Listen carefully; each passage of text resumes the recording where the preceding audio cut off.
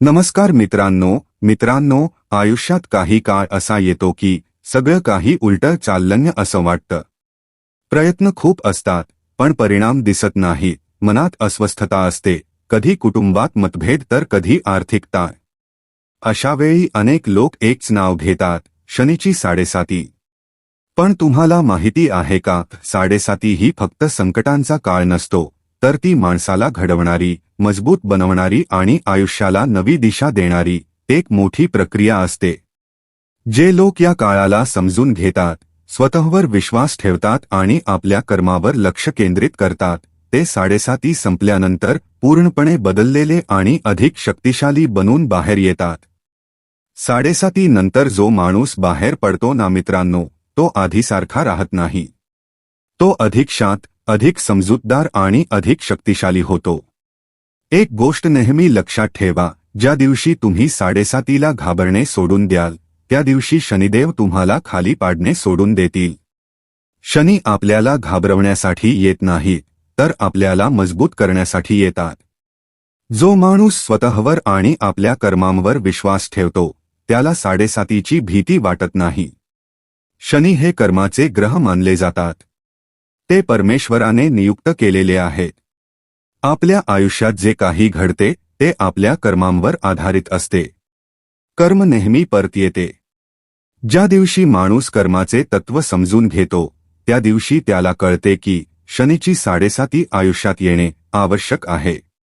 कारण कर्म म्हणजेच पूजा आहे. कर्मच सर्वश्रेष्ठ आहे आणि कर्मच आपल्या प्रारब्धाचा आधार आहे.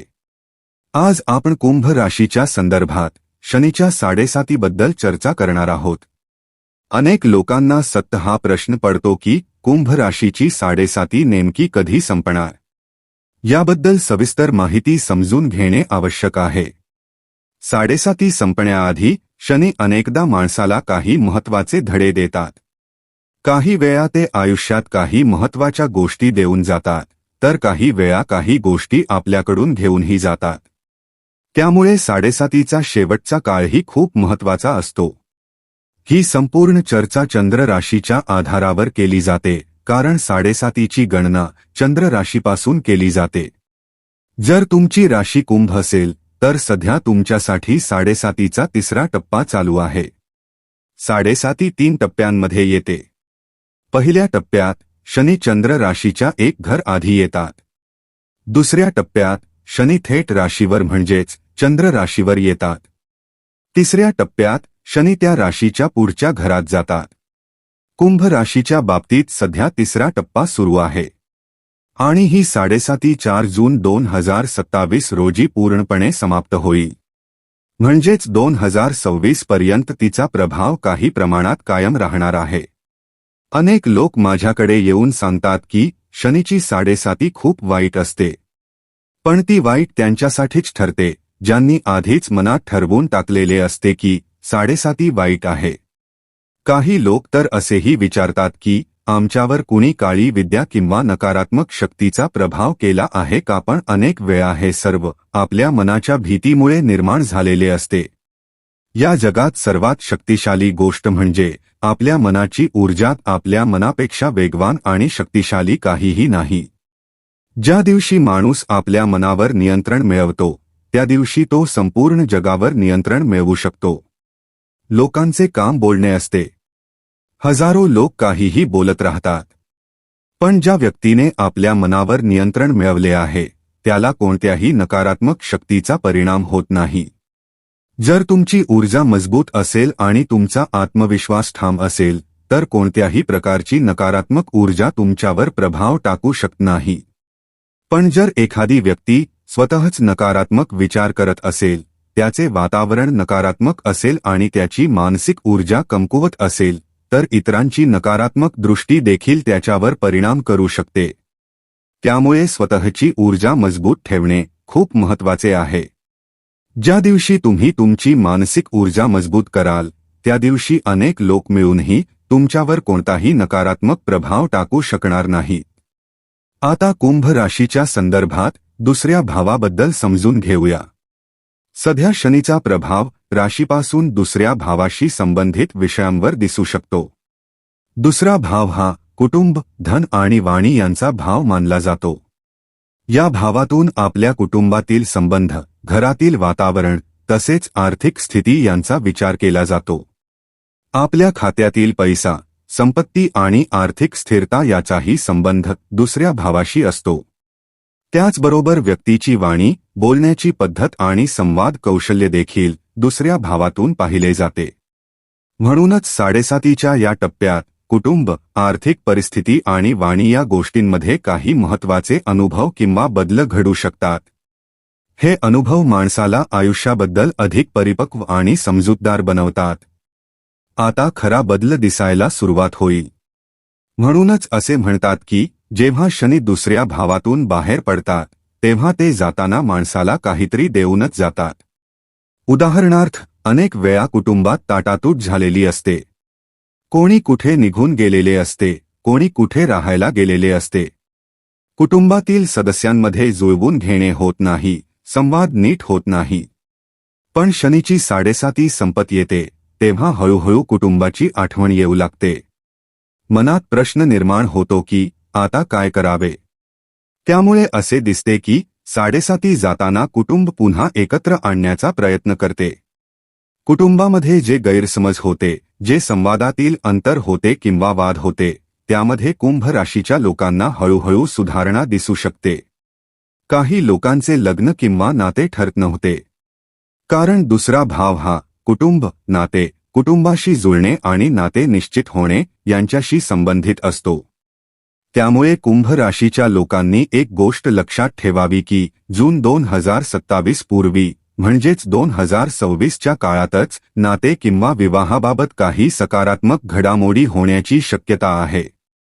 मात्र त्यासाठी स्वतःच्या बाजूने प्रयत्न करणे आवश्यक आहे. दुसरा भाव हा धनाशीही संबंधित असतो. त्यामुळे आर्थिक बाबींचाही विचार करणे गरजेचे आहे. तुम्ही आत्ताच तुमच्या बँक खात्यातील शिल्लक पहा आणि पुढील 10-11 महिन्यांनंतर पुन्हा पहा. जेव्हा शनीची 7.5 पूर्णपणे संपेल तेव्हा आर्थिक स्थितीत काही प्रमाणात वाढ किंवा स्थिरता दिसू शकते. याचा अर्थ असा नाही की आज लाख रुपये असतील तर उद्या करोडो रुपये होतील. पण सध्या जे खर्च जास्त होत आहेत ते हळूहळू नियंत्रणात येऊ शकतात. आर्थिक बाबींमध्ये स्थिरता येऊ शकते आणि हळूहळू वाढ होण्यास सुरुवात होऊ शकते. यासोबतच शनीच्या 3 विशेष दृष्ट्या मानल्या जातात: 3री, 7वी आणि 10वी. या दृष्ट्यांचा प्रभाव वेगवेगळ्या भावांवर पडतो. 4थ्या भावावर शनीची दृष्टी असल्यामुळे आईच्या आरोग्याशी संबंधित काही गोष्टींमध्ये हळूहळू सुधारणा दिसू शकते. उदाहरणार्थ, सांध्यांमध्ये वेदना, पायांमध्ये त्रास, पोट फुगणे, उलटीची भावना किंवा घाबरल्यासारखे वाटणे यांसारख्या समस्या काही प्रमाणात नियंत्रणात येऊ शकतात. कुंभ राशीच्या लोकांना या गोष्टींमध्ये हळूहळू सुधारणा दिसण्याची शक्यता आहे. शनीची दृष्टी 8व्या भावावरही असते. त्यामुळे बराच काळ ज्या प्रश्नांची उत्तरे मिळत नव्हती, ज्या गोष्टींबद्दल तुम्ही सतत विचार करत होता, त्या गोष्टींचे उत्तर हळूहळू मिळू शकते. काही लोक जुनी मालमत्ता, वडिलोपार्जित संपत्ती किंवा जमीन जुमल्याशी संबंधित वादांमुळे त्रस्त असतात. काही वेळा वाहन, मशीन किंवा इतर वस्तूंशी संबंधित वादही असतात. अशा प्रकरणांमध्येही हळूहळू मार्ग निघू शकतो आणि त्या अडचणींमधून बाहेर पडण्याची शक्यता आहे. पण एक गोष्ट लक्षात घ्यावी लागेल. कुंभ राशीचे लोक कोट्यवधी आहेत. भारताची लोकसंख्या इतकी मोठी आहे की गणित केल्यास करोडो लोक कुंभ राशीत येतात. त्यामुळे प्रत्येक कुंभ राशीच्या व्यक्तीला 7.5 मध्ये एकसारखेच परिणाम मिळतील असे नाही. जर एखादा कुंभ राशीचा व्यक्ती अडचणीत असेल तर याचा अर्थ असा नाही की सर्वच लोक अडचणीत आहेत. आणि जर एखादा व्यक्ती प्रगती करत असेल तर याचा अर्थ असा नाही की सर्वच लोक प्रगती करत आहेत. 7.5चे परिणाम मुख्यतः 2 गोष्टींवर अवलंबून असतात. पहिली म्हणजे तुमची कर्मे आणि दुसरी म्हणजे तुमच्या जन्मकुंडलीतील शनीची स्थिती. जर एखाद्याच्या कुंडलीत शनी शुभ स्थितीत असतील तर 7.5 वाईट परिणाम देत नाही. उलट प्रगती, नवीन संधी आणि चांगले लोक आयुष्यात येण्याची शक्यता वाढते. 7.5च्या काळात मेहनत वाढते, जबाबदाऱ्या वाढतात, धावपळ करावी लागते, पण त्याचे परिणामही चांगले मिळू शकतात आणि मोठी उपलब्धी मिळू शकते. पण ज्यांच्या कुंडलीत शनी कमकुवत किंवा पीडित असतात आणि कर्मही योग्य नसतात, त्यांना काही अडचणींचा सामना करावा लागू शकतो. आरोग्याशी संबंधित समस्या, कुटुंबात आरोग्याच्या अडचणी, जास्त खर्च, सतत प्रवास करावा लागणे, खूप प्रयत्न करूनही अपेक्षित परिणाम मिळणे, कर्ज, रोग किंवा शत्रू यांसारख्या गोष्टी त्रास देऊ शकतात. शनीची दृष्टी 11व्या भावावरही पडते. त्यामुळे कुंभ राशीच्या लोकांच्या कामकाजात काही बदल होण्याची शक्यता असते. काही लोक नवीन काम करण्याचा प्रयत्न करू शकतात किंवा नवीन संधी मिळू शकतात. उदाहरणार्थ, सध्या जे काम करत आहात त्यापेक्षा वेगळ्या ठिकाणी कामाची संधी मिळू शकते. काही लोकांना बदली किंवा पदोन्नती मिळू शकते. काहींना नवीन क्षेत्रात काम करण्याची इच्छा निर्माण होऊ शकते आणि त्यासाठी संधीही मिळू शकते. अनेक वेळा असे होते की 7:30 सुरू होताना माणसाला अडचणी येतात, पण संपताना काहीतरी चांगला परिणाम देऊन जाते. त्यामुळे या काळात काही सकारात्मक बदल घडण्याची शक्यता असते. आर्थिक बाबतीत खर्च हळूहळू नियंत्रणात येऊ शकतात आणि स्थिरता मिळू शकते. तथापि 7:30 संपत असताना काही लहान-सहान आरोग्याच्या गोष्टींकडेही लक्ष देणे आवश्यक आहे. विशेषतः दातांमध्ये संवेदनशीलता किंवा दंत समस्यांचा त्रास होऊ शकतो. दुसरा भाव हा तोंड, घसा आणि चव यांच्याशी संबंधित असल्यामुळे या भागाशी संबंधित समस्या दिसू शकतात. जर एखादी व्यक्ती जास्त प्रमाणात मद्यपान करत असेल किंवा गुटखा, तंबाखू यांसारख्या पदार्थांचे सेवन करत असेल, तर दात किंवा घशाशी संबंधित संसर्ग होण्याची शक्यता वाढू शकते. म्हणून अशा गोष्टींकडे विशेष लक्ष देणे आवश्यक आहे. मद्यपान किंवा इतर हानिकारक सवयी जास्त प्रमाणात असतील तर त्यावर नियंत्रण ठेवणे गरजेचे आहे. अन्यथा पोटाशी संबंधित किंवा पचनाशी संबंधित काही समस्या उद्भवू शकतात. त्यामुळे आरोग्याची काळजी घेणे आणि जीवनशैलीमध्ये संयम ठेवणे अत्यंत महत्त्वाचे ठरते. या काही महत्त्वाच्या गोष्टी आहेत. त्याचबरोबर तुमच्या बोलण्यावरही नियंत्रण येऊ लागेल. याआधी कदाचित राग जास्त येत होता, स्वभावात आक्रमकता जास्त होती, पण आता हळूहळू त्यावर नियंत्रण येऊ शकते. स्वभावात शांतता आणि संयम वाढताना दिसू शकतो. आता प्रश्न येतो की अशा काळात कोणते उपाय करावे. सर्वात आधी एक महत्त्वाची गोष्ट लक्षात ठेवा, स्वतःला सकारात्मक बनवा आणि तुमच्या सभोवतालचे वातावरणही सकारात्मक ठेवा. तुम्ही धर्मावर विश्वास ठेवत असाल तर नक्की ठेवा, पण धर्मापेक्षा कर्माला अधिक महत्त्व द्या, कारण शेवटी माणसाचे मूल्यमापन त्याच्या धर्मावर नाही तर त्याच्या कर्मावर केले जाते.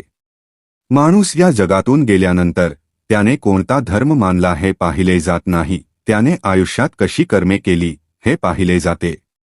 म्हणूनच कर्म ओळखा. कर्म हीच पूजा आहे, कर्मच सर्वोच्च आहे आणि कर्मच माणसाच्या जीवनाचे खरे मूल्य आहे. उपायांच्या दृष्टीने सर्वप्रथम शनीचे बीज मंत्र जप करणे लाभदायक ठरू शकते. दररोज ओम प्राक्रो शनश्चराय नमः या मंत्राचा 108 वेळा जप करा. त्याचबरोबर दररोज हनुमान चालीसा पठण करणेही अत्यंत शुभ मानले जाते.